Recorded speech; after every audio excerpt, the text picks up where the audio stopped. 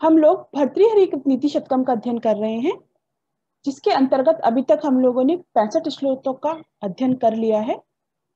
और जैसा कि आप लोगों को पता भी है, जिसके अंतर्गत हम लोगों ने पहले मूर्ख पद्धति, फिर विद्वत पद्धति, मान शौर्य पद्धति, अर्थ पद्धति, फिर दुर्जन पद्धति और फिर सज्जन पद्धति जो है सुजन पद्धति का हम अध्ययन कर रहे हैं। आगे देखिए 66 श्लोक से, प्रीणाति यह सुचरित ही पितरम सा पुत्रो यद भर्तुरेव हितमिच्छति तत्कलत्रम तन्मित्रमापदि सुखे च समक्रियम यद ये यदेतत्रयम जगति पुण्य कृतो लभन्ते। क्या कह रहे? प्रीणाति यह सुचरित ही, प्रीणाति माने जो प्रसन्न करता है, यह माने जो सुचरित ही माने अपने अच्छे चरित्र से, अच्छे आचरण से, सदाचार से किसको प्रसन्न करेगा? पितरम, कर्म कौन है यहाँ पे? पितरम, पिता को। जो अपने अच्छे आचरण से अपने पिता को प्रसन्न करता है, सह पुत्र, वही पुत्र है। जो अपने अच्छे आचरण से अपने पिता को प्रसन्न करता है वही पुत्र है। यद भर्तुरेव हितमिच्छति तत्कलत्रम, यद माने जो, भर्तु माने अपने पति का ही, हितम माने हित, चाहती है, इच्छति माने चाहती है, तत्कलत्रम वही पत्नी है। श्रेष्ठ पत्नी कौन सी है? जो अपने पति का हित चाहती है। तन मित्र मापदी सुखे च समक्रियम, और श्रेष्ठ मित्र कौन सा है? मित्र की पहचान कौन? यह तन मित्र वह मित्र है जो आपदी यानी आपत्ति काल में, सुखे च और सुख काल में, यदि माने सुख संपत्ति है तब या कोई विपत्ति आ जाए तब, दोनों ही स्थिति में समक्रियम माने समान रहता है, एक जैसा बना रहता है। यद यदेतत्रयम जगति पुण्य कृतो लभन्ते, ये एतत्रयम, ये तीनों इस संसार में जो पुण्यवान व्यक्ति है वो ही प्राप्त कर पाते हैं, क्योंकि अच्छा पुत्र मिलना, अच्छी पत्नी मिलना और अच्छा मित्र मिलना अत्यंत ही दुर्लभ है। यह उन्हीं को मिलते हैं जो अत्यंत ही पुण्यवान है। तो पुत्र ऐसा हो जो पिता का को प्रसन्न करे अपने अच्छे आचरण से। कुपुत्र नहीं होना चाहिए, सुपुत्र की बात कह रहे हैं इसीलिए यहाँ पे, कि जो अपने पिता को प्रसन्न करता है, उसके अपने कुल का यश बढ़ाता है, अपने पिता के लिए जो हितकारी आचरण करता है, श्रेष्ठ आचरण करता है, वही पुत्र है। ऐसी पत्नी जो अपने पति का हित चाहे, पति का कल्याण करे। मित्र कौन सा है? जो विपत्ति में और सुख काल दोनों में ही समान स्थिति में रहे। यानी ऐसा नहीं हो, क्या होता है, मित्र होता है सुख संपत्ति काल में तो बहुत सारे लोग मित्र बन जाते हैं, लेकिन जैसे ही कोई विपत्ति आती है, आफत आती है, सब छोड़ के चल देते हैं। लेकिन अच्छा मित्र वही होता है जो व्यक्ति के दोनों ही स्थिति में साथ रहता है। यह तीनों इस संसार में अत्यंत ही पुण्यवान लोग ही प्राप्त कर पाते हैं। ठीक है, अत्यंत सरल श्लोक है। तो ये सौभाग्य की बात है और ऐसा बनने की कोशिश करनी चाहिए। ये चीजें भी कह रहे हैं, अच्छा पुत्र बनो, अच्छी पत्नी, जहां तक जो है वो अच्छी पत्नी बने, अच्छी पुत्री बने और किसी के अच्छे मित्र बने हमेशा। बसंत का छंद है इसमें। अगला देखो, एको देवः केशवो वा शिवो वा एकं मित्रं भूपतिर्वा यतिर्वा एको वाशापत्तने वा वने वा एका नारी सुंदरी वा दरी वा। क्या कह रहे हैं? एको देवः, एक ही देवता होना चाहिए, केशवो वा शिवो वा, या तो विष्णु अथवा शिव माने शंकर। एकम मित्रम, एक ही मित्र होना चाहिए, या तो वो भूपति या तो राजा हो, यति वा अथवा यति हो, सन्यासी हो, योगी हो। एको वासा, एक जगह ही निवास होना चाहिए, पत्तने माने नगर में अथवा वने माने वन में यानी जंगल में। एका नारी सुंदरी व दरीवा, एक ही नारी होनी चाहिए, एक ही पत्नी होनी चाहिए, चाहे वो सुंदर हो या कुरूप हो। क्या कहना चाह रहे हैं यहाँ पे, कि मनुष्य को अपना सुखी जीवन यापन करना है, शांत जीवन यापन करना है, तो उसे किसी एक वस्तु का या एक व्यक्ति विशेष को ही अपनाना चाहिए। कहा भी जाता है ना कि एक साधे तो सब साधे, सब साधे सब जाए। व्यक्ति को क्या है, एक व्यक्ति विशेष में भगवान की पूजा करनी है।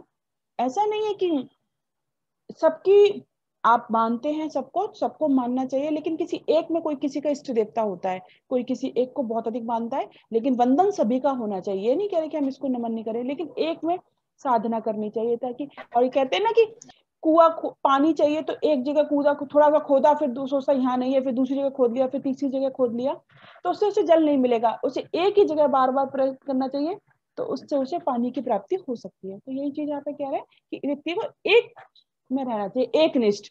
पत्नी है जैसी भी है, तो उसके साथ में व्यक्ति को सुंदर है, कुरूप है, तो वो एक ही पत्नी होनी चाहिए, एक ही देवता होना चाहिए, एक ही मित्र होना चाहिए।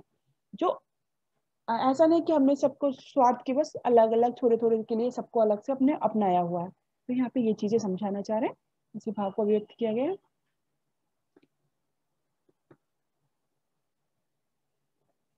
ठीक है, तो यहाँ पे ये उपदेश दे रहे हैं कि व्यक्ति को क्या करना चाहिए। यह कह रहे हैं कि ईश्वर की आराधना योग में आदि में बिता देते हैं बहुत से लोग, दोनों ही मार्ग बिल्कुल भिन्न भिन्न है। यहाँ पे ये कह रहे हैं कि दरी का अर्थ यहाँ पे गुफा भी है, और ऐश्वर्यशाली राजा ही भोगियों का मित्र होता है। इस प्रकार यहाँ योग मार्ग और भोग मार्ग दो मार्गों का निर्देश किया गया है। यहाँ पे उसके हम गूढ़ अर्थ में जाए तो भोगियों के आराध्य देव सभी ऐश्वर्य से संपन्न भगवान विष्णु होते हैं, उनके मित्र ऐश्वर्यशाली राजा होते हैं, और उनका निवास भी कहाँ होता है, भोग विलास वाले पदार्थों में, यानी ऐसे नगरों में, तथा उनकी पत्नी भी सुंदर होती है। इसके विपरीत योगियों का जो उपास्य मार्ग कैसा होता है, वो ऐश्वर्यों से विरक्त भगवान विष्णु, भगवान शिव शमशान में रहते हैं, शमशानवासी हैं, उनके उनके मित्र भी योगियों की तरह होते हैं, उनका निवास भी शांत जंगलों में होता है, और वे गुफा को ही अपनी एकांत स्थान को ही अपनी पत्नी मानते हैं, और पूरा दिन ईश्वर की आराधना में योग माया में बिता देते हैं। तो दोनों ही मार्ग बिल्कुल भिन्न भिन्न है। आचार्य भर्तृहरि कह रहे हैं कि एक ही मार्ग का अवलंबन करें।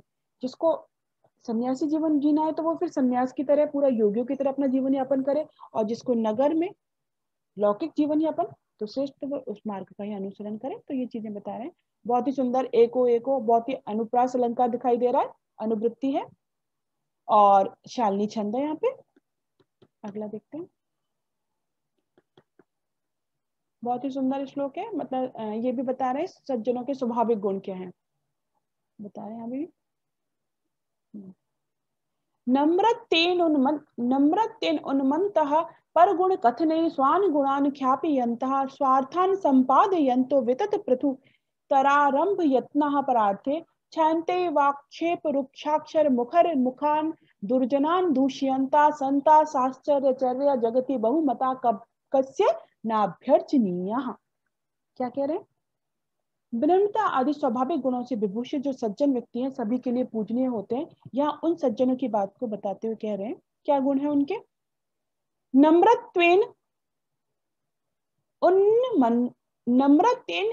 उन्मयन्तः, नम्रता से, नम्रत्वेन यानी विनम्रता से उन्नति करने वाले। सज्जन व्यक्ति कैसे होते हैं, उन्नति करते हैं लेकिन विनम्र बने रहते हैं, तो विनम्रता से उन्नति करने वाले, पर गुण कथन ही, दूसरे के गुणों का कथन करने में ही स्वान गुणान ख्यापयन्तः, अपने गुणों को प्रकट कर देते हैं। यानी दूसरों के गुणों का गुणगान कर रहे हैं और उससे उनके गुण भी प्रकट हो जाते हैं, क्योंकि वही व्यक्ति दूसरे के गुण का गुणगान कर सकता है, वही व्यक्ति दूसरे की प्रशंसा कर सकता है जो सहृदय होगा, सज्जन होगा। क्योंकि दुर्जन तो हम लोगों ने पहले देखा है पिछले, कि दुर्जन व्यक्ति तो दूसरे के गुणों की प्रशंसा तो दूर, उसमें दोष निकालने लगता है, उसे दूसरे की प्रशंसा सहन ही नहीं होती। तो ये लोग जब यदि दूसरे के गुणों की प्रशंसा कर रहे हैं, गुणगान कर रहे हैं, तो उसी से अपने गुणों को भी प्रकट कर देते हैं। परार्थे स्वार्थ संपादयन्तो वितत प्रत्युतरंभ यत्नः परार्थे। क्या कह रहे हैं, परार्थे माने दूसरों के हित के लिए, पर अर्थे माने दूसरे के हित के लिए क्या करते हैं ये, वितत प्रत्युतरारंभ यत्नः अत्यधिक प्रयत्नशील रहते हुए, दूसरों के लिए हित के लिए अत्यधिक प्रयत्नशील रहते हैं। दूसरा का काम आ जाए तो उसमें बड़ी जल्दी से उसकी उनकी सहायता में लग जाएंगे। दूसरों के हित के लिए, दूसरों के कार्य में अत्यधिक प्रयत्नशील रहते हुए, स्वार्थान माने स्व अर्थ, अपने अर्थ को भी, यानी अपने कार्य को, संपादयन्तः माने संपन्न करते हुए। दूसरे का कार्य आएगा तो पहले उसे करेगा, उसी में उनका अपना भी वो अपना कार्य साध लेते हैं, लेकिन सबसे पहले वो दूसरों की सहायता के लिए आगे रहते हैं। शांते आक्षेप रुक्षाचर मुखर मुखान दुर्जनान दूष्यन्तः। शांत्या एक माने शांति से ही, सहनशीलता से साथ क्या करते हैं ये लोग, क्षमाशीलता की भावना के साथ नहीं। दुर्जनान माने दुर्जों को, और दुर्जन कैसे हैं, आक्षेप रुक्षाचर मुखर मुखान, जो आक्षेप यानी निंदा के कटु वचनों को बोलने वाले हैं, निंदा करने वाले हैं, दूसरे की हमेशा दोष निकालने वाले हैं। ऐसे दुष्टों को, दुर्जनों को क्या करते हैं ये? क्षमाशीलता की भावना से दूष्यंतः माने दूषित करते हुए। उनको भी ऐसा नहीं कि उनको ये मतलब धिक्कार देते हैं या तिरस्कार करते हैं, ऐसी क्षमाशीलता सहनशीलता की भावना रखते हैं कि उनसे वो स्वयं भी अपने आप को लज्जित महसूस करने लगते हैं उनको दूषित करते हुए। साश्चर्य, अत्यंत ही आश्चर्यजनक आचरण करने वाले, साश्चर्यचर्या आश्चर्यजनक आचरण करने वाले, बहुमतः माने आदरणीय, संतः माने संत यानी सज्जन, जगति माने संसार में, कस्य माने किसके, नाभ्यर्चनीय माने पूजनीय नहीं है। ऐसे सज्जन व्यक्ति संसार में किसके पूजनीय नहीं है? संसार में सभी इनकी पूजा करते हैं क्योंकि ये अत्यंत ही श्रेष्ठ आचरण करते हैं। क्या है इनका आचरण में कि ये लोग नम्रत्वेन उन्मत्तः विनम्रता पूर्वक आचरण करते हुए उन्नति करने वाले हैं। दूसरों को कार्य को संपादित करते हुए, दूसरों के कार्य को संपन्न करते हुए अपने कार्य को भी वो सिद्ध कर लेते हैं। जो दुष्ट हैं, दुर्जन हैं और जो क्या कहते हैं निंदा के कटु वचन बोलने वाले जो दुष्ट व्यक्ति हैं, उनको क्या करते हैं ये अपनी क्षमाशीलता की भावना से ही जिनको वो दूषित कर देते हैं। ऐसे सज्जन व्यक्ति, संत व्यक्ति, आदरणीय व्यक्ति संसार में किसके पूजनीय नहीं है? अर्थात ऐसे व्यक्ति तो संसार में सभी व्यक्तियों के पूजनीय होते हैं। तो क्या कहना चाह रहा है? महापुरुष अपने अद्भुत आचरण के कारण ही संसार में सबका सम्मान प्राप्त करते हैं, ये स्पष्ट है। सज्जन व्यक्ति सबके प्रति विनम्र बने रहते हैं और विनम्र बने रहते ही वो उन्नति के पथ पर अग्रसर होते रहते हैं, आगे बढ़ते रहते हैं, दूसरों का यशोगान करते हैं, हमेशा उसी से अपने गुणों को प्रकट कर देते हैं। परहित करने में ही प्रयत्नशील रहते हैं, परंतु साथ साथ अपने कार्यों को भी संपन्न कर लेते हैं। ऐसा नहीं कि अपना कार्य भी अधूरा रहता है, लेकिन दूसरे के कार्य में वो सदैव आगे रहते हैं। जो भी व्यक्ति उनके प्रति उपेक्षापूर्ण वचन बोलता है, उनकी उपेक्षा करता है, निंदा करता है, दोष निकालता है, तो भी उसके प्रति शांत बने रहते हैं और अपनी क्षमाशीलता की भावना से उसको क्या कर देते हैं? तिरस्कृत कर देते हैं। ऐसे व्यक्ति सभी के द्वारा पूजनीय होते हैं। यहाँ पे देखोगे तो शर्करा छंद है। आगे चलते हैं। यहाँ पे सज्जनों की बात विशेषता बताई गई है। देखो परोपकार के है ये, बहुत हम लोगों ने पढ़ा हुआ है जब भी हम माध्यमिक स्तर या उच्च माध्यमिक स्तर जब भी देखते थे, क्या कहते हैं निबंध के रूप में, तो परोपकार में हम लिखते आ रहे हैं। भवंती नम्रास तरवा फलोद्गमयी नवाम्बुभि दूर विलंबिनो घनः अनुद्धता सत्पुरुषा समृद्धि स्वभाव एवैष परोपकारिणाम। क्या कह रहे? तरवा भवंती नम्राः, कब? फलोद्गमयी।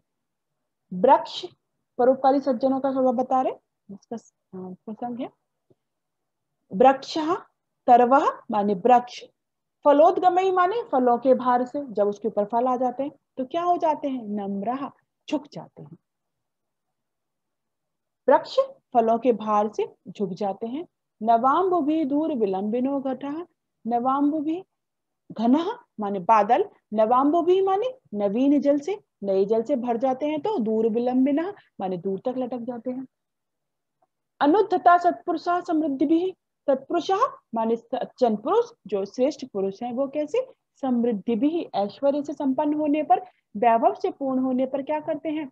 अनुद्धता माने विनम्र हो जाते हैं। अभी हमने पिछले वाले श्लोक में भी देखा ना कि वो उन्नति कैसे करते हैं, उन्नति के पथ पर कैसे चलते हैं? विनम्रता पूर्वक उन्नति के पथ पर अग्रसर होते जाते हैं और विनम्र बने रहते हैं। तो सज्जन व्यक्ति अपने वैभव से विनम्र रहते हैं।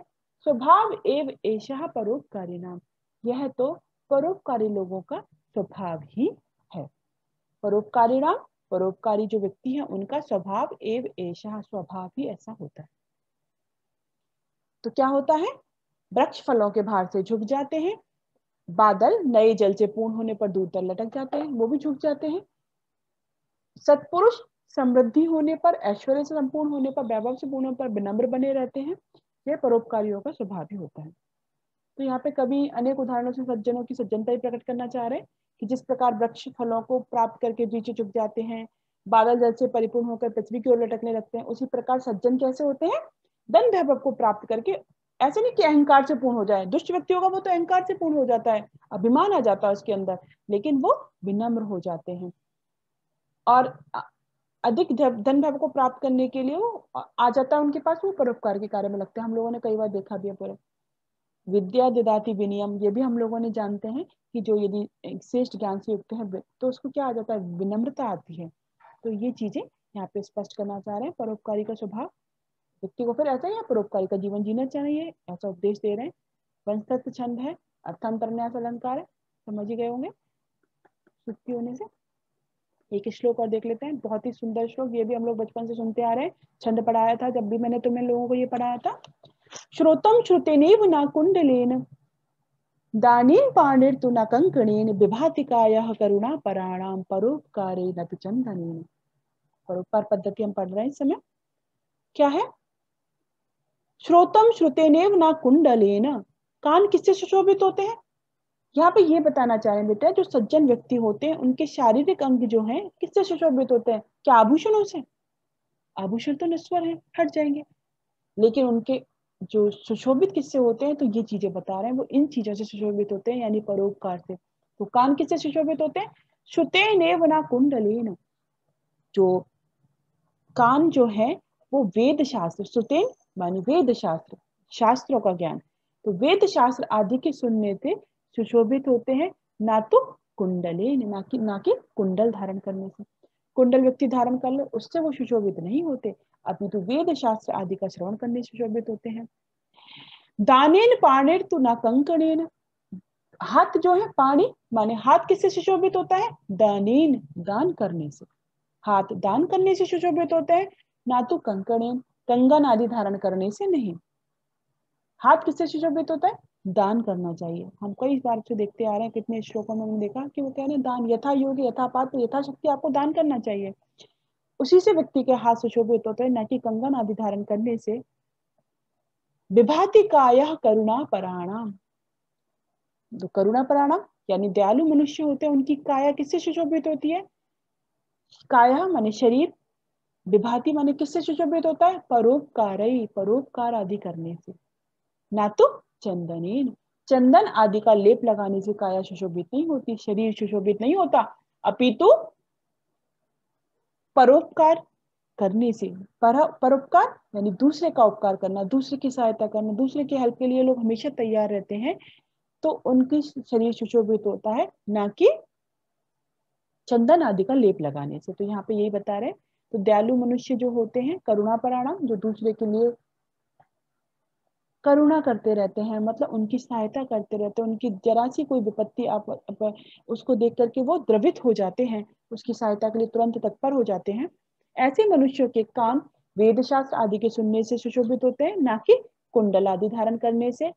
हाथ दान देने से सुशोभित होता है, ना कि कंगन आदि धारण करने से।